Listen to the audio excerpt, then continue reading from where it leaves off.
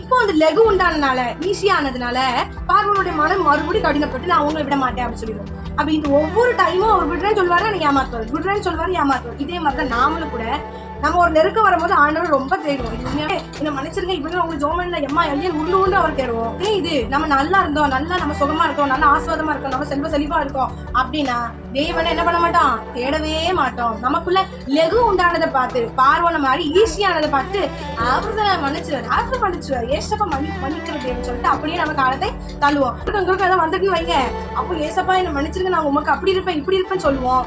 அது ஒருவேளை அந்த பிரச்சனையோ அந்த விலகினமோ ஏதோ மாறினவனே மறுபடியும் பழைய குருடி கதவை திரடி அப்படின்னு சொல்லிட்டு என்ன பண்ணிடுவோம், புது விளக்க மாதிரி சடக்குன்னு தூத்துச்சான்னு சொல்லி கொஞ்ச நாள தேஞ்சு போயிடும். அது மாதிரிதான் ஏசப்பா நீ எனக்கு இது விடுதலை கொடுத்துருக்கேன், நான் வந்து ஒழுங்கா ஜோம் பண்ணிடுறேன், நான் வந்து ஒழுங்கா இது பண்ணிடுவேன் அது பண்ணிடுவேன் சொல்லுவோம்.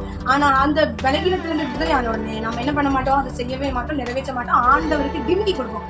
அப்படித்தானே பார்வன் என்ன பண்ணாரு, இஸ்ரவேல் ஜனங்களுக்கும் மோசேக்கும் ஆண்டவருக்கு டிமிக்கி கொடுத்தாரு. ஃபர்ஸ்ட் வாதம் வந்துச்சுன்னா ஐயோ விட்டுறேன் பாரு, கடைசி அந்த வாதம் கொஞ்சம் நீங்கி லெகுவான உடனே என்ன பண்ணுவாரு, நான் விட மாட்டேன் அப்படின்னு மனசு கடினப்பட்டு. இதே போலதான் நாமளும் ஆண்டவர் செஞ்சுருக்கோம். அப்படி செய்யாம உயர்விலும் சரி தாழ்விலும் சரி ஆண்டவர் நம்ம என்ன பண்ணுவோம், தேடுவோம். ஏன்னா ஆண்டவருக்கு கொடுக்க வேண்டியது ஆண்டவர் ரொம்ப பெருசா நம்ம கிட்ட டிமாண்ட் பண்ணல. வரும் சாதாரண விஷயம் தான் கேட்கிறார், எனக்கு கொடுக்க வேண்டிய நேரத்தை ஒழுங்கா கொடுப்பான் அவ்வளவுதான் கேட்கிறாரு. எனக்கு கீழ்படுத்தி நடங்கப்பா இவ்வளவுதான் சொல்றேன். இந்த விஷயத்த நான் செய்ய விடாதபடிக்கு பெருசா காட்டுவோம்.